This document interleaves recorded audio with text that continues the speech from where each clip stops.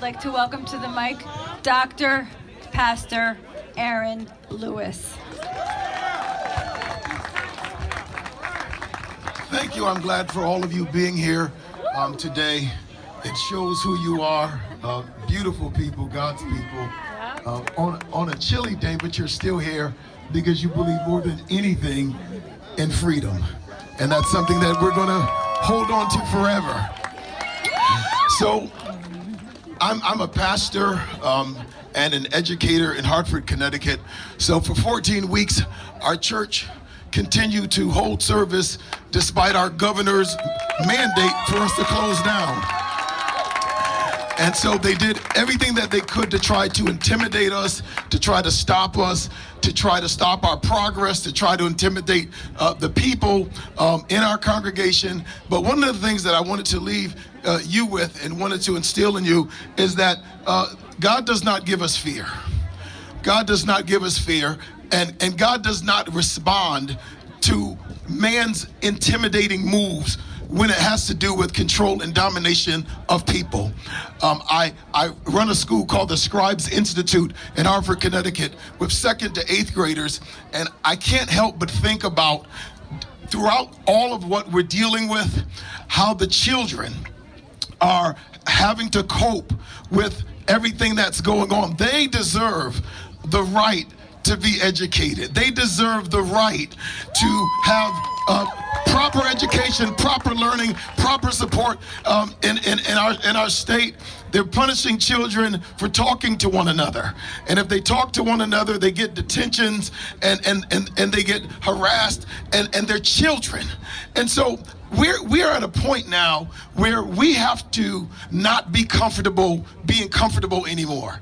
We have to understand that it is God's desire that we take necessary actions to let our voice be heard. I believe strongly in the whole nonviolent protest formula. I believe that we need to make our voices heard. But it's interesting that now, despite nonviolence, that we are being censored on social media. We are being censored on YouTube. We're being censored on Twitter. Why? Because we're at a point now where they don't want to hear our truth anymore.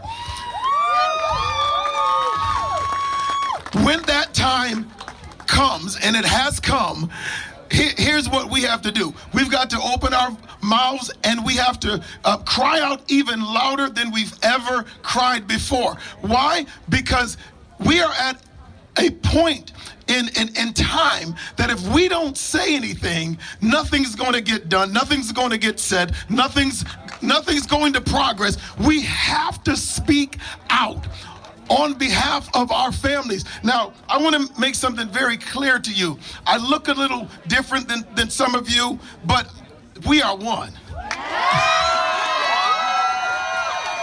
Listen,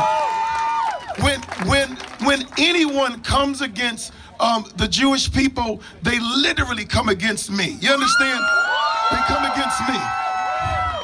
And so if anyone persecutes the Jews, they've persecuted me. And I take action. I take action against anyone, whether it's a governor or a mayor, or whether it's just a group of people that feel that that's correct to do. It is not correct to do, and I cannot stand by and be silent in the midst of people that are not respecting the worship of a people that God has called.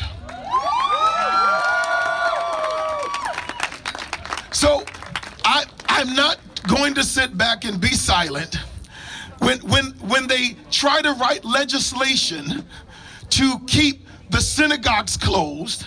I'm the first one at the state legislature letting them know you can't do this because you are out of your zone, you are out of your right, you are out of your league. You can't write legislation to keep peaceful people from worshiping in the name of God just because you say so. You can't do that. You won't do that. And we won't support you, and we'll make sure that you don't ever get voted back in.